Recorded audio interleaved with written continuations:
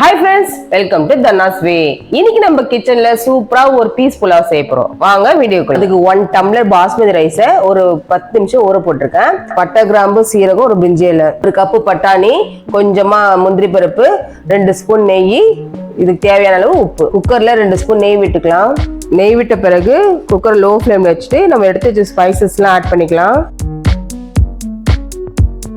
மசாலா பொரிஞ்ச பின்ன நம்ம எடுத்து வச்ச முந்திரி பருப்பு சேர்த்துக்கலாம். முந்திரி பருப்பு ஆப்ஷனல்னா வேணா சேர்த்துக்கலாம், இல்லை வேணா ஸ்கிப் பண்ணிக்கலாம்.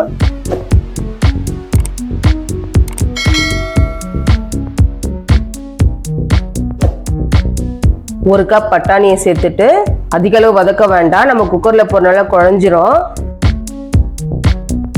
இந்த டைம்ல ரைஸை போட்டுட்டு உடையாம ஒரு கலரி விட்டுக்கலாம்.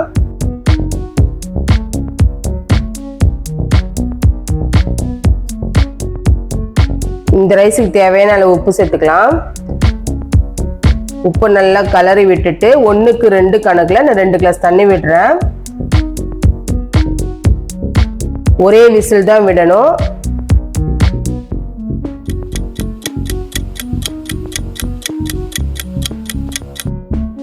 இப்போ ஸ்டீம்லாம் போயிடுச்சு. இப்போ ரைஸ் எப்படி வந்திருக்குன்னு பார்க்கலாம். வாவ், எம்மி, உதிரி உதிரியா வந்திருக்கு. இதுக்கு ஒரு காரசாரமா சைடிஷ் வச்சு சாப்பிட்டீங்கன்னா வேற லெவலா இருக்கும். ட்ரை பண்ணி பார்த்துட்டு சொல்லுங்க.